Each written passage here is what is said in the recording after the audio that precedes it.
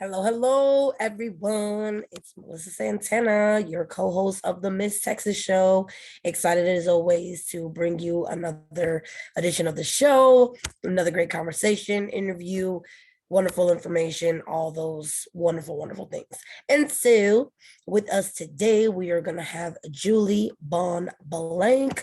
Julie is an amazing person, but also does a lot of wonderful things. Not only does she hold a day job, she designs websites, she is a writer, she is a wife, she is a mother, and even a grandmother. And so we were super excited to learn from Julie, to learn more about Julie's story, to hear about the wonderful information Julie has to share, and just all of those great things. So as always, thank you for being with us. Thank you for tuning in, and we look forward to learning more about Julie. Texas Show is a voice of hope for victims, survivors, advocates, and community leaders against gender-based violence to share their stories and resources. We began showcasing life in Texas. Today we are impacting lives not only in Texas, but also around the world. Under our segment Military Time, we run this segment in partnership with the National Veterans Chamber of Commerce.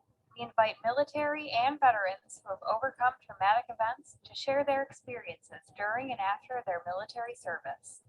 Under our beauty segment, we invite fellow pageant winners and contestants, artists, musicians, actors, models, and dancers, and last but not least, our survivor leaders from family violence, sex trafficking, sexual assault, stalking, and other traumatic events, who are ambassadors for these causes to share their lives and the impact they have made. To become a guest on our show, email us at msusatexas@gmail.com. If you would like to support victims and survivors of gender-based violence, make a tax-deductible donation to Hope Fix Global at www.hopeyxglobal.org. Resuming in 3, 2, 1. Oh, actually, no, I think we're already there. Yes, we are. Hey, everyone. Hopefully we're gonna edit that right, but if not, hi. You caught me right in the middle of my counting. Hello everyone. Welcome once again to another edition of the Ms. Texas Show. It is your co-host, Melissa Santana, and with me, as always, is a wonderful, wonderful human being, person, but also just someone that has a wealth of knowledge and just has great stories to share. And so we're super excited to be able to dive into that story, learn more from them, about them, and really with them as well. And so that person today is Julie Bonn Blank. And so we are super excited to have you, Julie. But of course, I want to welcome you officially as well to the show, and to everyone else also. And so viewers, Julie has actually written a book that's called Innocent Lives, Guardians of Grace, book 1. And so when Julie is not writing, however, she designs websites, works a day job, and loves to garden, as well as walk the beach. She is an expert in domestic violence and provides training in domestic violence, as well as many marketing and writing topics. She facilitates North Coast Christian writers. She and her husband have 4 children, 1 granddaughter, 1 fur child, and live in Forest Grove, Oregon. You can visit Julie at juliebonblank.com, but you can also download a free short story at www.subscribepage.com/penny. And if I said any of those things incorrectly, Julie, correct me if I'm wrong. But we are super, super excited to have you. Thank you for even being here, for letting your time, and to be with us today. And so with that, of course, first question, Julie, for those who don't know you, could you tell us a little bit about yourself, your journey, what led you here today, just all those great things about you? Sure. I'm just impressed you said Oregon right. Congratulations. Not thank you. I was scared. I hesitated, but I was like, Oregon. I think that's what it is. Yeah, it really should have a U, because most people are like, is it Oregon? Is it Oregon? Is it, Oregon? Exactly. I've even heard that one. Not even, because we're known for the Goonies, I guess that's where that one comes in at. So yes, Oregon is the correct way to say it. So thank you very much for that. Yes. And for having me here on the show. I appreciate it. So yes, I am a survivor of a 17-year marriage that was abusive. But when I started to look back at my healing and my patterns in my life, I realized I was had multiple relationships that were abusive or used power and control, at least 3 and maybe even 4. And in some ways, I also learned in my healing process that I was groomed at an early age for it as well in my teenage years. And it doesn't mean I had to go there, but I did. And there was obviously something inside of me that needed filled and that wasn't satisfied and that needed, I was always searching for the greener grass on the other side of the fence as they, speak. And I would find value of some type in those relationships. And so ironically, when I married my husband, he was actually saving me from a relationship before that was not healthy and was a very addicted relationship.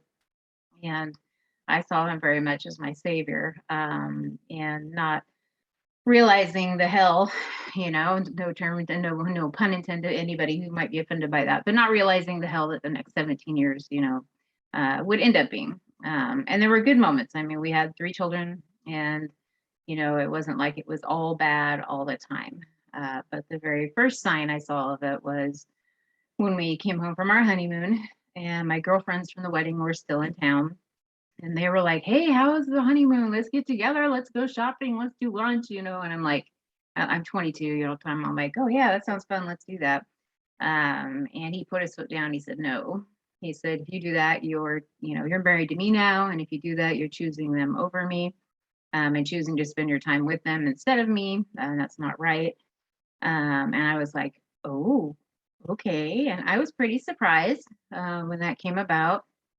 But I hadn't been raised in a Christian home, kind of a strict home, and I've been raised with that. You support your spouse, and your spouse is kind of your head and your leadership. And so I thought, okay, I don't like this, but I will be obedient.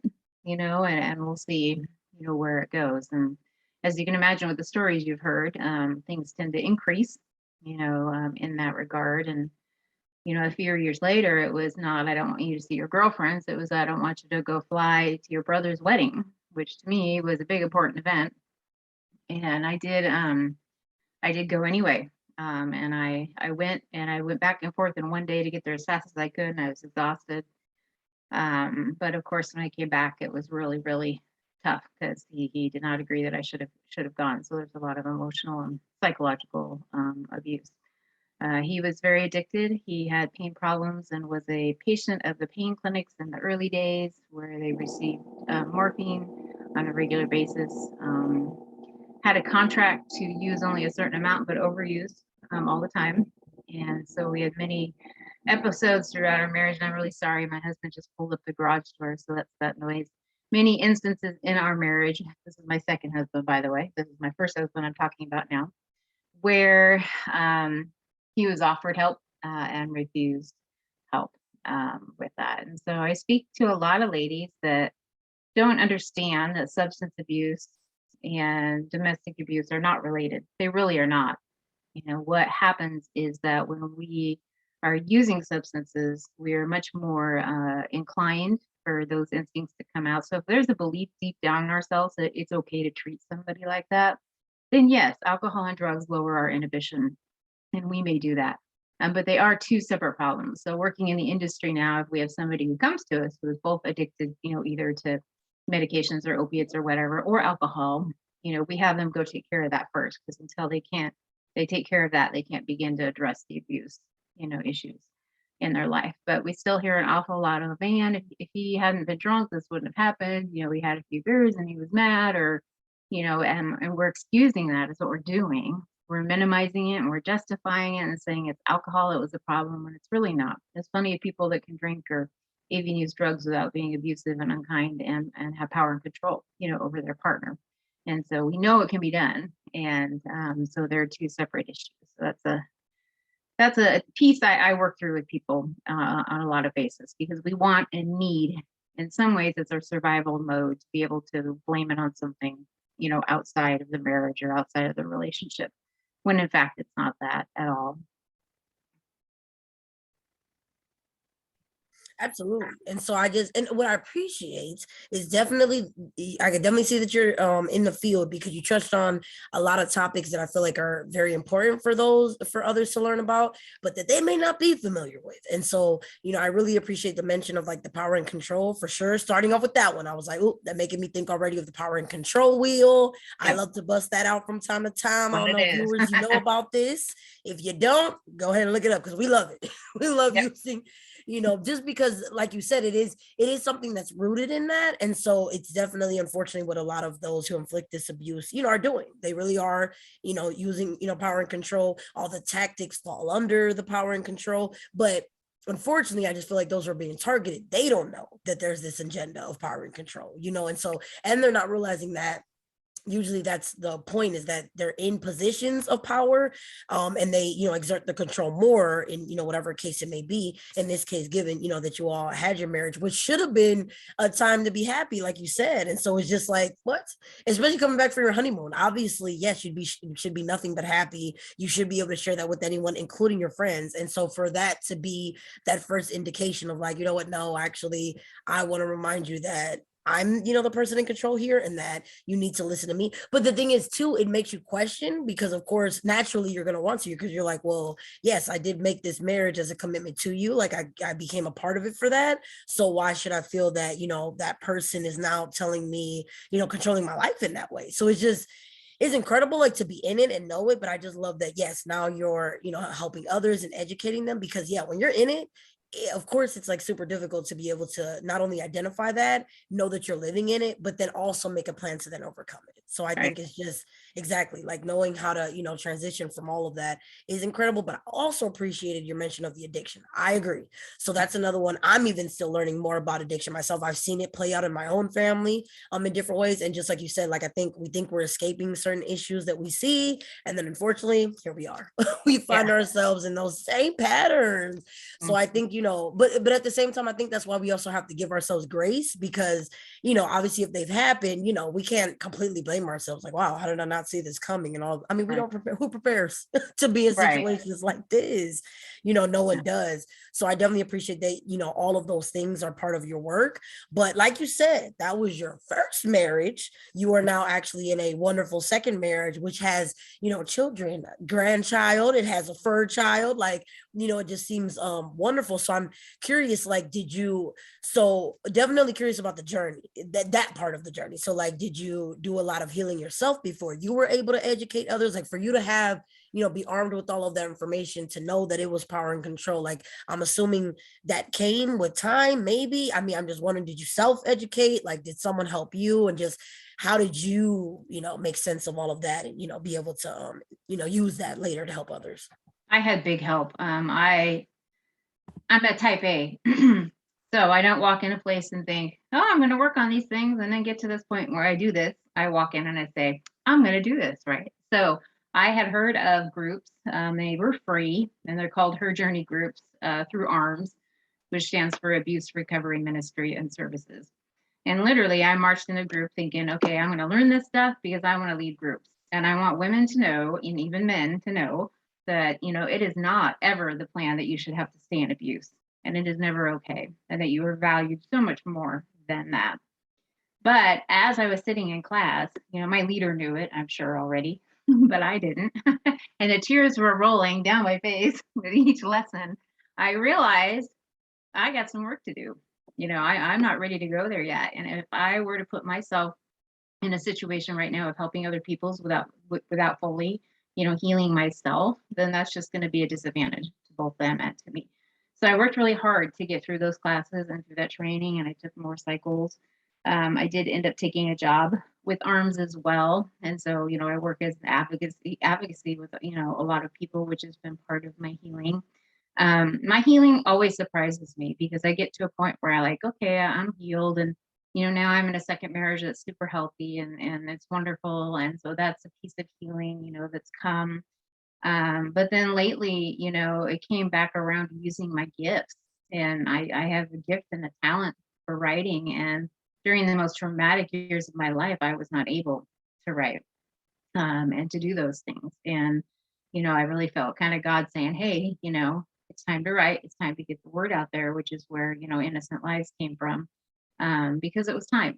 And at the time, did I think it was part of my healing? No. But now that the book's written, and I'm out there speaking now on human trafficking and domestic violence and abuse and all these things, I realized that was just yet another step, in my healing. So coming up on May 12th, I've got an event for 200 women, and I'm going to share almost my entire story, an hour of talking about me, which I'm like, oh, how am I going to do this? But I have it all written out, and I'm doing a lot of practicing, because the organization wants it to be a launch into starting some abuse recovery programs. And to do that, they need to make people realize that it happens, that we're still with the same stats, the 1 in 3 affect no matter whatever community you're in, and even the religious communities, and it needs to be addressed. And so my healing continues to surprise me, because there'll be times where I might be, going to do a speaking engagement and I'm a little emotional about it, or maybe somebody's story comes up and I'm just like, hits me between the eyes because it's super similar. There's just the key points in there. And at that point, am I really not healed because I have these emotions surrounding this? And I don't think that's the case. I think that, healing is ongoing, but I think that the majority of my healing, you just have to keep being open, to more as it comes along. And for some women I've met, healing for them does mean working in the industry. For other women, they can't, and that's okay. Their healing comes in other ways. We just had a survivor art show last week at the Washington County Family Justice Center. I lead the Voices Committee, which is a survivors committee. And we had galleries of art and pieces, and not just paintings, just amazing pictures, but writings, and my books were there, and people had poems on the wall. And they, at the same time that they were heartbreaking, they were amazing, because I would look at those things and I would see healing. I would see that if somebody were not healed enough, they would not have been able to put that down on paper and put it up for all the world to see, even with their name on it, or even with not, but most of them did have their name on it. So that indicates to me, and that shows me, that person has had enough healing to be able to do that. And that's an important component.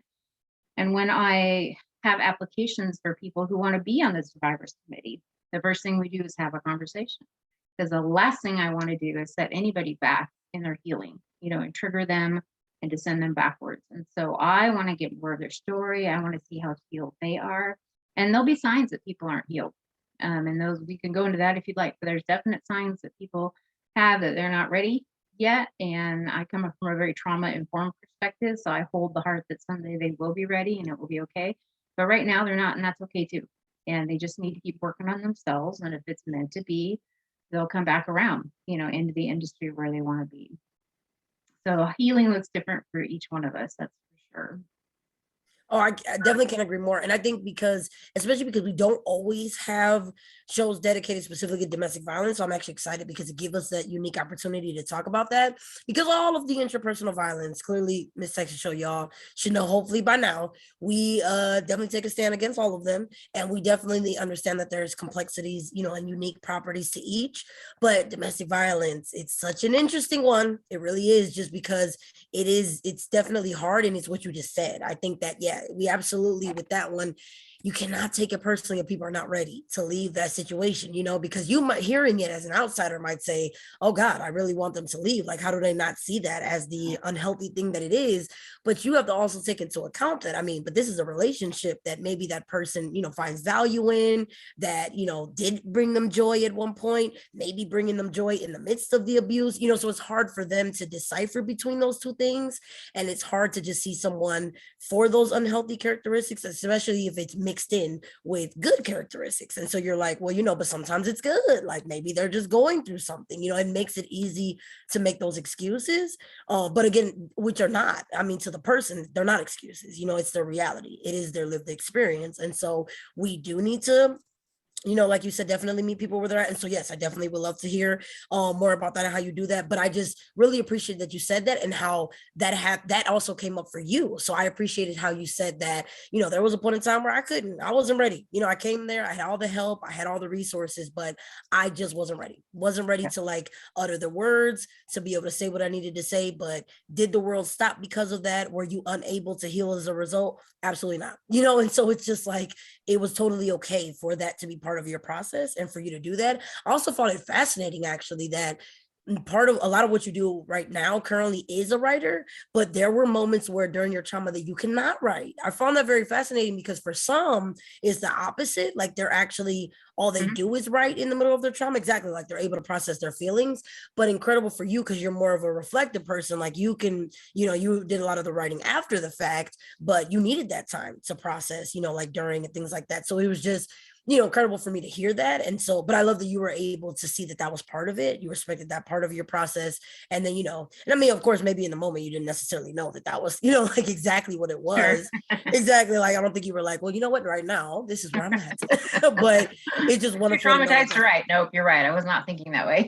Exactly. You're Yeah. right. That's what I figured. But it's just But it's like, interesting because because none of that us, was a lot of us don't. So we don't know right, that. right. Right. And So that was later, a but I change. agree. It was a change for me, and that's what should have keyed me in a little more because when I was growing up, I did nothing but journal. And so, these tumultuous teenage years, including this first bad relationship I had that was with a man when I was 13, all of that was in my journals because it was teenage drama, drama, drama, drama, drama. And I had stacks and stacks of journals, but I had stopped journaling when I got married and this happened. And, I tried to write in other ways and it's not like I didn't write. I still wrote for business. So I still wrote on blogs. I still wrote, here and there, press releases and things like that. But not like I did before. And so looking back, I can see, that's something I can warn ladies of that if there's been some kind of change, huge change in your life, that you feel like you loved to do something and it was absolutely part of you and all of a sudden you can't or you won't or you don't anymore, then look at that a little closely. That might be a clue that something's going on. Things to look Absolutely. at. Yeah. Definitely, that is true. And so I think that exactly, definitely noticing those patterns. And so that's why I appreciate that, we're saying that, like you said, healing looks different for everyone. It is absolutely looks different, but it's really just kind of responding to where you are and just allowing, your body, your mind to kind of speak to you and for you to like realize, because we do tell ourselves a lot of messages. Do we always hear them or do we know exactly that that's what's being shared? Maybe not. Especially depending on where we are and if we are ready to face those things, but usually our body and our minds will tell us. And so just because, especially because that's the thing that's operating in the midst of the trauma as well. So like you mentioned, it's super interesting to me that, you knew when you weren't ready and when you weren't, but throughout all of that, there was your brain trying to protect you. Like sometimes it allowed you to face things head on. And then other times it was like, you know what, Julie, no, I'm good. we're not there. Enough of that. Yep. Let's take a minute to do that. So, I love that, but I think that that's exactly how the healing is going to happen. And so I think too, for viewers, like if there are others who are thinking the same, like, yeah, I'm definitely ready, or like, I know I'm not, what I'm saying? I'm definitely not in a place where I need to. I just think we just want this to serve as a reminder that both of those things are okay. If you are ready and you want to take that step, there are definitely individuals who are hopefully there and ready to help you. But if you're not, there's nothing wrong with you. So like Yeah. there's absolutely nothing in that case. And you can literally take as much time as you need to, because you also wouldn't want to rush the process. I mean, you would also, it doesn't help to just start just because maybe somebody else is telling you or because you think it's the right thing to do. You have to do what's good for you.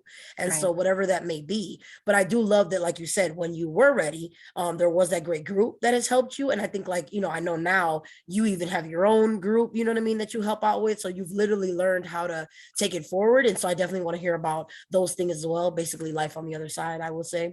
But I also would love to hear, so, since you did get, like hope, and I'm hearing, especially with your new husband, and like you said, it is now a healthy relationship. It is not unhealthy. It is not abusive. There is hope, you guys, Yes. everyone, Yes. folks.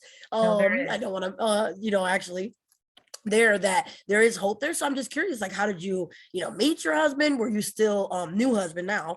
And so, or current husband, I would say, because I'm sure you've been together for a while now. You've had a whole life together, but how that happened. Were you still in the midst of your healing journey? Did you plan it? I'm just curious how that even came about. Yeah, that's quite the story in itself because we actually met in college many, many years ago. And we're just friends and both married, other spouses. And he was from Pennsylvania, but he visited Oregon in the summer to go to the beach. And his wife had a bike accident while they were up here, hit her head on the pavement, never woke up. And I had heard about it on our college board. And at the time, I was only living a couple miles away from where they were staying. So I was like, I messaged and I said, "Hey, I'm here. Let me know what I can do. Let me know if I can help. I'm so sorry." And he's like, "Well, how about you want to meet for coffee on Saturday?" And I was like, "Okay." And so we met at Starbucks, and we were talking a lot, and he was easy to talk to. And so he even came out that I had had some abuse. And at the time, I was back with my abuser, but was not with him. I went back to him 4 or 5 times, and we were together in the same house, but not together. We were roommates.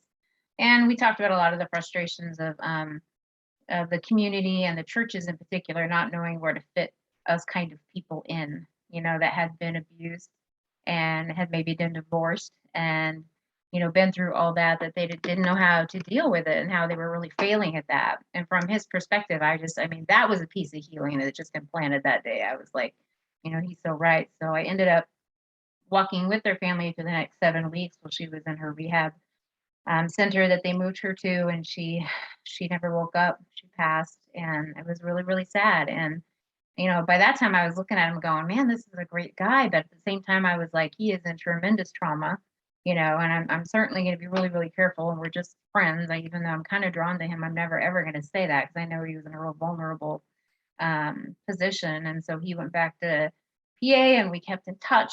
And then my ex-husband passed away from his drug use. And so Bill and I, at that point, had been a year since his wife's death. We were in touch, and I'd say we were kind of dating from afar. And he came immediately and supported me and the kids and got us through this holy heck. And because I tell you, it doesn't matter if you're divorced. We don't only divorce because we don't love somebody. We divorce because we can't do it anymore, right? Or their actions are affecting everybody else negatively. And we had been through hell. He had gone from opiates to meth. He was in with a bad crowd. He had been disabled and in bed for many years. Things were just really really got bad. And as the power and control got worse as we went along. And even after I divorced him, it still happened from afar. There was a lot of text. There was a lot of lying to the kids and telling them things that weren't true. So they'd literally come home on the weekend and say, "Why did you do that to Dad? I hate you." Blah, blah. And it's like, that never even happened. There was still, when he found out Bill was in my life, there was ooh, a lot of calls and constant texts and blah, blah, blah, and a lot of stalking behavior, in that.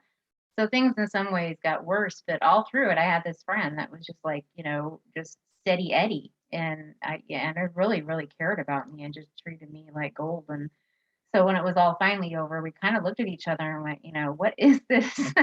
Is this supposed to be a little more than what we were thinking? And it turns out really it was. And so I asked him, this is a key point because I asked him at one point, why were you drawn to me? I said, I've had so much trauma and I've had, horrible relationships. And he said something really vital to me. He said, it's because, he said, abuse is part of your story. He said, but it's not your identity. And I was like, what? And since then, I've had girls go, what? And what I tell them is, it's part of what happened. I mean, it's part of our story. But when you look at your identity, it's not about what's in your past, it's about what's in your future and where you're going, and how people who love you see you. And so I tell them that sometimes if you can get out to the other side, where abuse is part of your story, but it is not your all encompassing thing that you're focused on, and that you're always talking about. And when you can focus more on your healing than your hurt, then that's an indicate that you have done your healing. And sometimes that reward will come with a second relationship. But in the meantime, you know what? You want to be the best you possibly can be for that future person. I wanted to get betterer, more better. I wanted to get more better because I wanted to give Bill the best of what I could and what I had. That was only fair, to do it that way. And so I work with my gals a lot. So I work with a lot that come to me and they're like, I want another relationship. I want love in my life. I'm lonely, whatever the case might be. And I see that they're not ready. And so I work really, really hard on getting into that.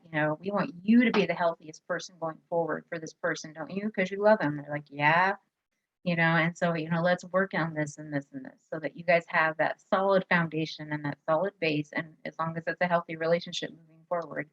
And I talk to them about that too, because we have such a tendency as survivors to turn around and go back into another, power and control relationship, and another relationship that's not good for us.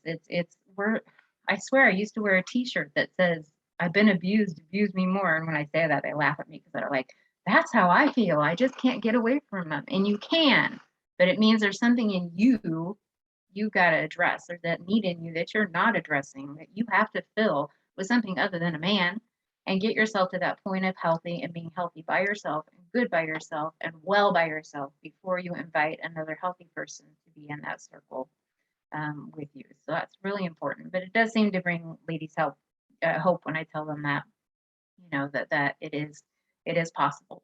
I've seen some move on and some not, but I'm pleased to say the ones I've helped move on seem to be a little healthier than they were. So that's good. Absolutely.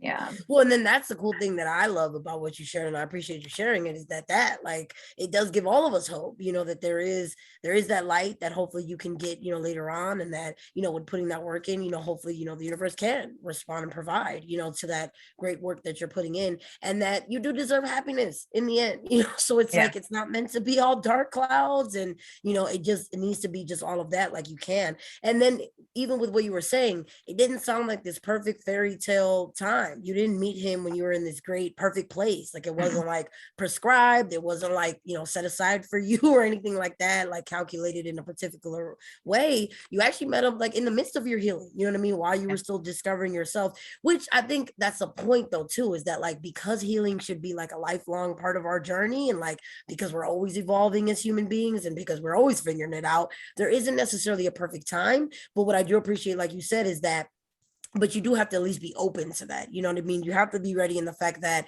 be willing to accept that person in your life. And I do agree that that can be very difficult. Definitely can be very difficult for survivors, because like you mentioned, that's all you've been used to up until this point is the hurt, is the pain. And so like, and I agree that it does make it very easy to go back, not because of course, we want to necessarily, even because I mean, the pain has been felt, but it is what's more comfortable. And it's something also that we know, it's all we might know for some. And so like, we've never probably experienced anything else. And so until we have someone like yourself who can help us recognize that it's a cycle, without that, it's very easy to just go right back into the cycle and not break it. And so I think that there's, of course, incredible value, you know what I mean, in breaking it, but knowing that you need to break it first, and having someone to help you realize that, and like what patterns are helping you to get back into that, why it's important to get out of it, but also what do you do when you do break it? Like, so how do I maintain that? Like, what do I do now? And like,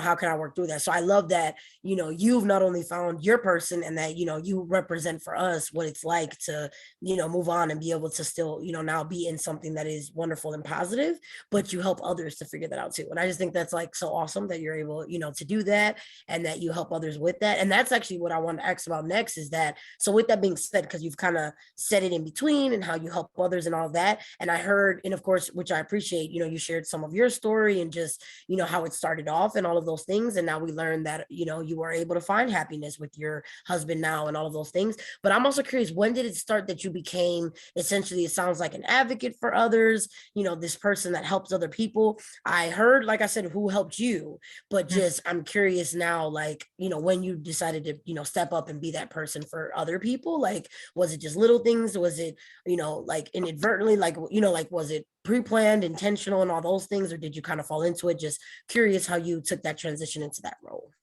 Yeah. Interesting. And before you say that, let me give you a little stat, because kind of fits in with what you were saying before on how Absolutely. some of us leave multiple times and come back. And the stats used to be an average of 4 times, and now those are up.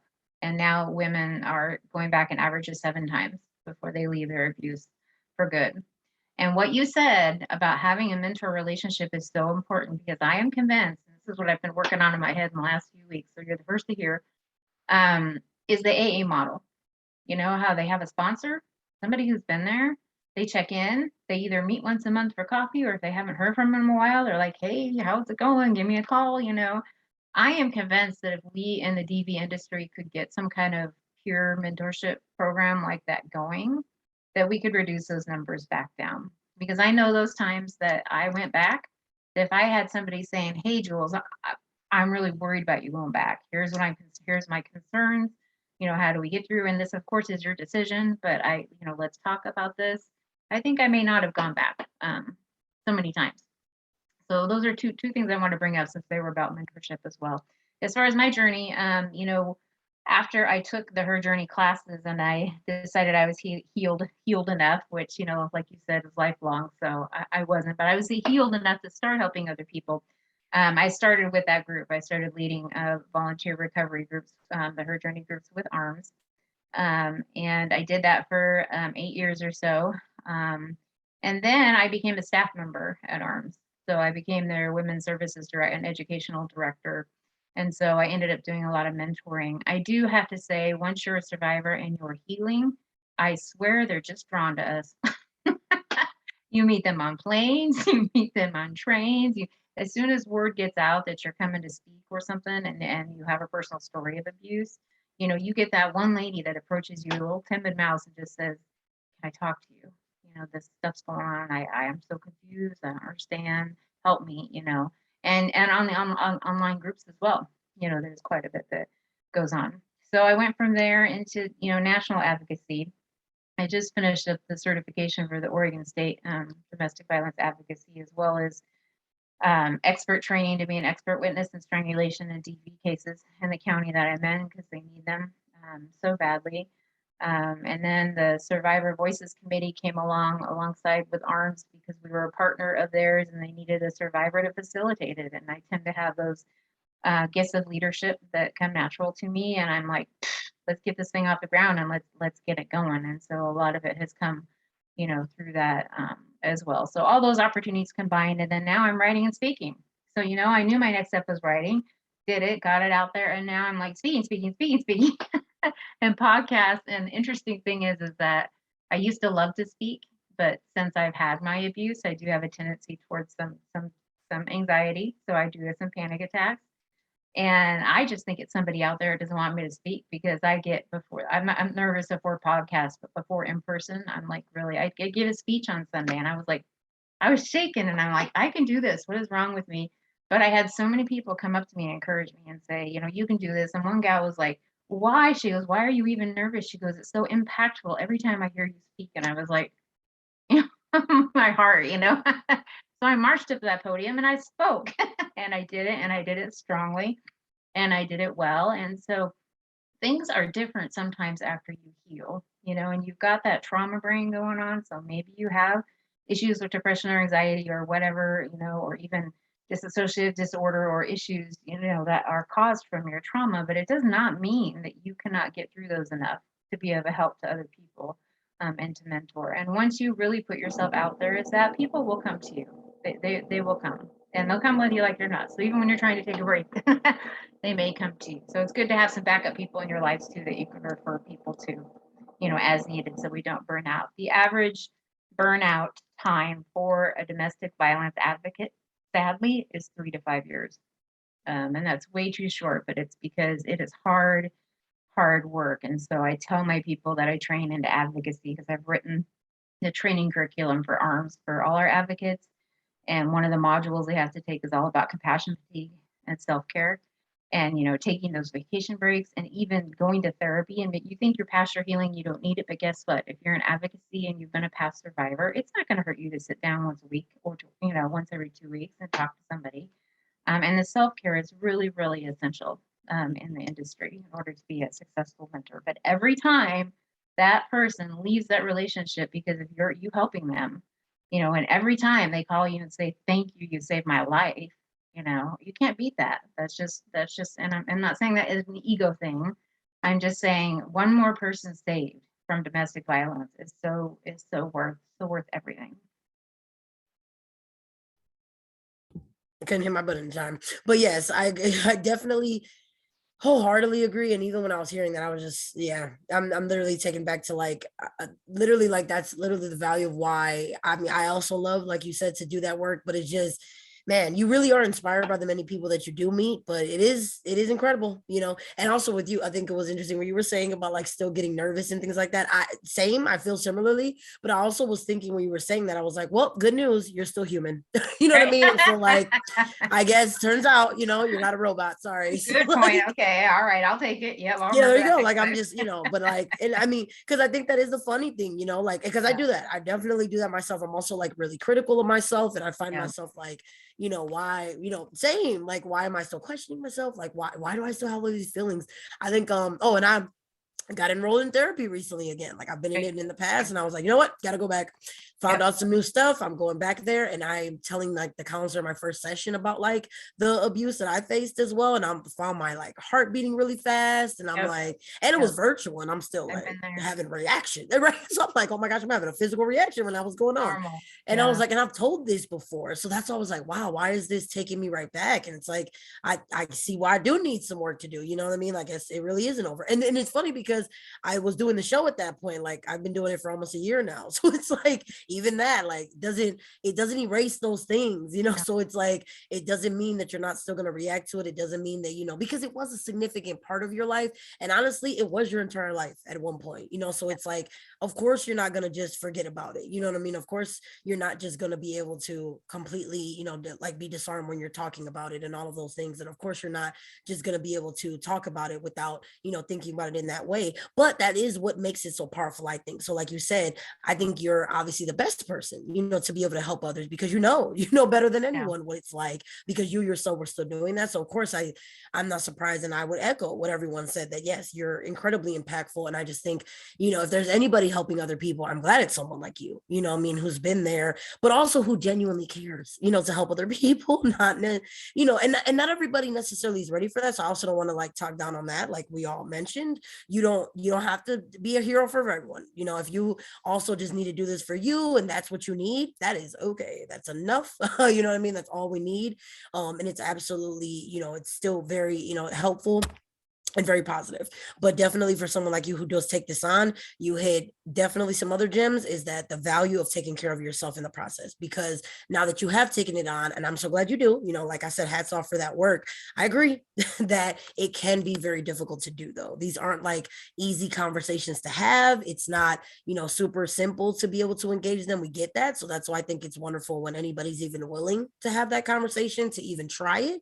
But I think that in the process, you can't lose yourself. So I'm glad that you do have your husband, what I mean, and all that, and that he's like a great resource. But that you yourself, have what you have. So I actually had two things I wanted to touch on. The first of which is that, since we're talking about it, I am curious, what works for you? What is good self-care for you, as someone who mentioned the value of it? And then I actually wanted, so you could be my accountability partner, so I don't forget to go back to it. It was also the strangulation piece. I thought that's incredible that you are expert witness on it and that you talk about that. And with domestic violence, once again, that's why I'm so excited that we're touching on it. That is something that is particular. I don't know if viewers know, but there is a difference between saying choking and strangulation. They're not synonymous. So I would love for you to tell us about that, but we'll go into self-care first, and then, go back into that also. Okay. Yeah, that sounds good. So, self-care for everybody is different. And so in the curriculum I teach, I actually present a pie chart that has, sections and percents of, 30% of your time this, 20% of your time this. Make sure you have a bit of this every month, and every week, and then sometimes even every day, in your portion. But it's very individualistic. So what I do is I make a list, of the self-care activities and I encourage them to add to it. And then they make their own pie wheel of, okay, I need 20% of this in my life. I need 20% of this, 30 of this, or whatever the case might be. So for me personally, my husband time, of course, is very important because he's so supportive, and he's been so supportive of my healing. That if we get too busy and and it's like, man, we need a date night, that's important self-care for me. The beach is a healing place for me and always has been. I love the Oregon coast and I love to garden, so those things help as well. Writing is part of my self-care. Therapy is part of my self-care. And I go to my own groups. So I mean, ones that I don't teach and that I shut up and I try not to teach. So I'll have my own groups as needed.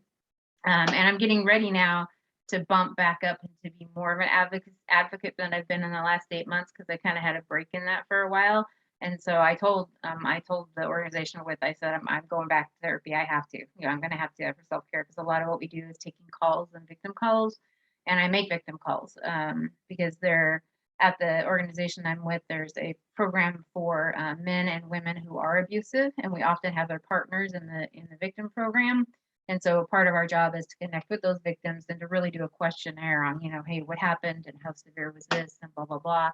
Of course, we get the other person's view and it's completely different.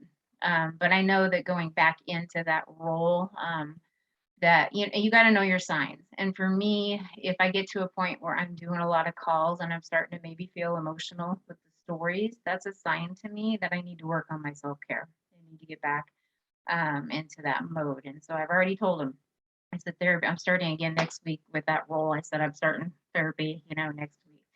So everybody's pie is different. And for some people, it might include things like spirituality and meditation and church and prayer. And, God's important to me as well. So those are also in my wheel. Family time's important. And I hate to say this because exercise is important. Because I'm not the best exerciser. I would much rather sit down and write a book, obviously, than go work out on the treadmill. But I feel so much better, with those endorphins going, when I say, okay, I don't feel like it, but I'm going at least for a walk at lunch every day or whatever, which is also a part of self-care. And then I think it's important to have time out of the industry. So, if you work in the TV industry and you're working with a lot of people, take those 2 or 3 nights a week where you're watching a movie, you're having some fun with your friends, you're going out with somebody, having a good time where you're not having to think about victims and survivors and all those things that come along with that. So everybody's pie is different, but I definitely encourage making a pie graph because it was helpful to me. And then to remember what sections I needed, and how often I needed those.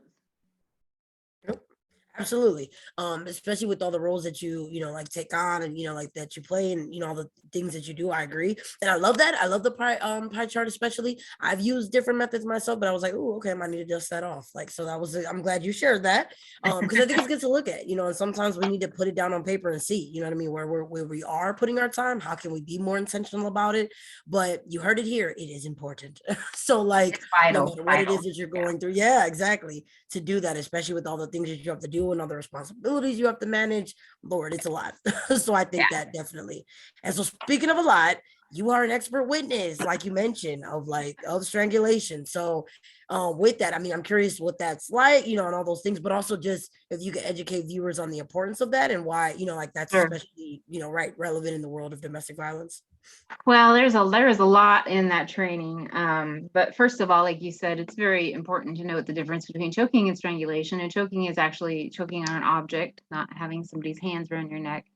And here's the other background I was coming from. When I do those DV calls for the victim, one of the questions is, has there been any strangling or choking? And it's a 0 to 5 thing. We do the ODERA, which tells us, and then we go on to a lethality screen if it's super dangerous. And the most common answer I get is no. And so what I follow up with, has he ever put his hands around your neck? And then guess what? I get about 80% of the people that say, well, yes. And it may not even be all the way around the neck. It may just be this portion, where you need to breathe. And even 5 seconds of that can affect things. So Oregon had it wrong, and they worked on it for a long time. So it's finally, it was not a felony. It was a misdemeanor. And they had parameters in place, like there had to be bruising, which with 85% of strangulation cases, there is not obvious marks or bruising. So you should always be aware of that and always believe somebody if they come to you and say this is happening, even if they're not showing. And for first responders and cops and all that, that is super important to realize that it only takes off cutting the airway 5 seconds for it to be considered strangulation, as it should be. It is the most impact. There are 2 things that homicide detectives look at when they are looking at domestic situations that ended in homicide. And number 1, was there any stalking? Because stalking is one of the most dangerous things that they look at, that it's very common to have a stalking situation when it's been a domestic homicide. And then the second one is strangulation. That person has the power of your very life in their hand, and they are making that known. And even if they don't kill you, it doesn't matter. They are some of the most dangerous people out there. And if they will choke you once, sorry, they will strangulate you once, they will do it again. And they will do it for more time period. And of course, the question always comes up about, well, what about in intimacy? What if this is an agreed upon act that we're doing while we're making love? I have to tell you, it's extremely, number one, it's probably feeding something that person has in their brain, which is not good. And number two, it's very, very dangerous. And you are allowed to change your mind. You are allowed to say, don't choke me anymore. Don't put your hands around my neck anymore. If you do, I will call the police or whatever the case might be. And so what I learned in training was that court cases are lost a lot because of this, A, sadly, and B, it also ends up often becoming an argument between the two experts. So the two experts they bring in, one on strangulation, and one on the opposite side. Often court cases end up being a battle between those two experts because they trust their expertise, but they disagree, right, on those expertise, or at least they're slanted toward the side of, each party. So those are important things to keep into consideration. Always take it extremely seriously if anybody has said, or if you've been strangulated in any way, even one time, just one hand around your neck. I had one case of a lady, she's like, it wasn't strangulation. I said, well, what do you mean? And she goes, well, I was up against the wall and he put his arm here so that I wouldn't leave.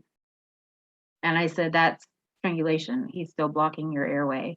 I've had some people call and say, yeah, I actually blacked out during it. And when I woke up, I was really scared. Well, that is an inch from death's door. And if it happens, then it's just going to escalate and happen again. So it's a very, very powerful move that's meant to intimidate and meant to show you that they can swipe your life out at just the click of their hand. And they're that powerful. And it's really, really important to get help if there's been any strangulation in your relationship. Absolutely.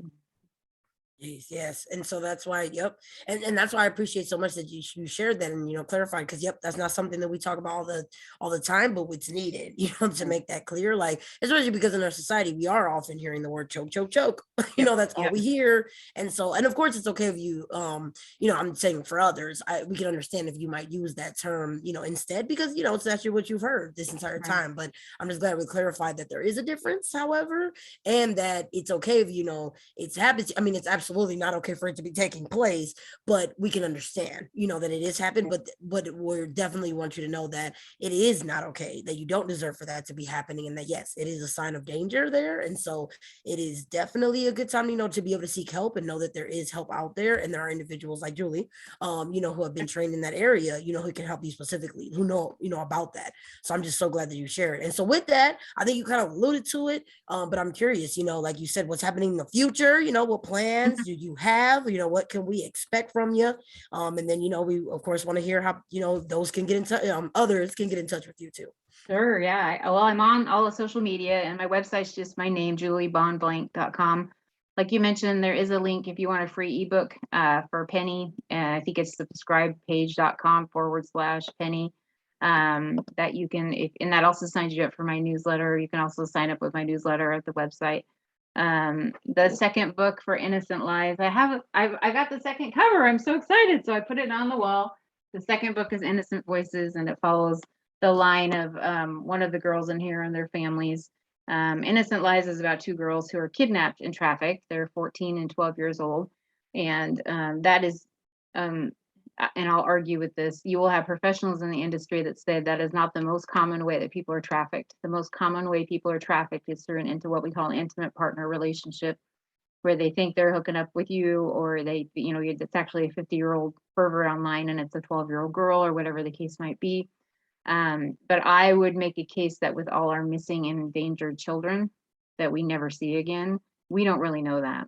And so I believe that kidnapping and trafficking does happen. And so that story grew in my mind of following these two girls' journeys. Two very different journeys. One trafficker is actually very nice and saves her from the other monster trafficker, and she develops feelings for him, and all of that. And the other one's just mean and ugly, and you certainly hate him from day one. But I was trying to differentiate between the two so the reader understands. The traffickers can be sitting there in a business suit. They can be charming. They can be attractive. I have worked with women with their men in power in the state senate, in the government, in the city echelon, the biggest philanthropers you can think of, evangelists, big pastors of big churches. I have worked with these women that have worked with these abusers and sometimes even traffickers that have that to hide behind and do hide behind. So just like when you teach a kid what is a stranger, you don't teach the traffickers and kidnappers and all that are people that give you the weebie-jeebies, because they won't all the time. They'll be charming and they'll be nice, and often our abusers are like that as well. So book 2 is next for that. I'm also working on a healing devotional that really digs deep into healing.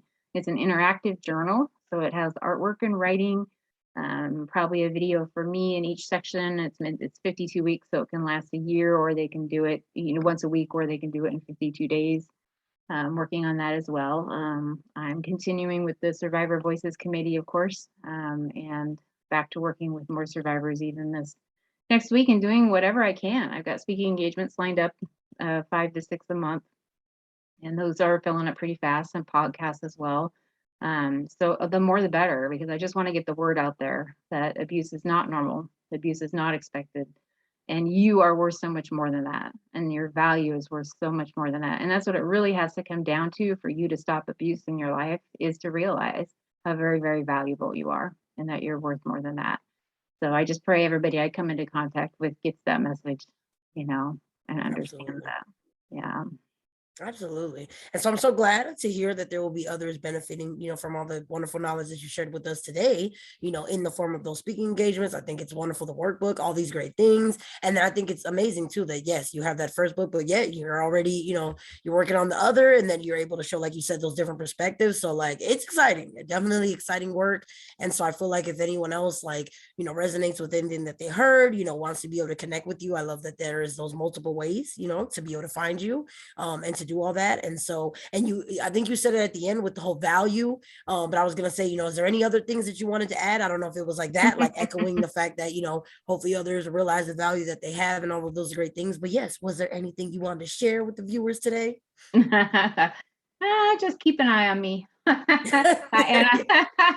I need your support. So the best thing you could probably do right now is subscribe to my newsletter. I'm working on building that platform. So there are traditional publishers interested in my work, but I need a larger platform. So right now, Innocent Lives and All These are self-published.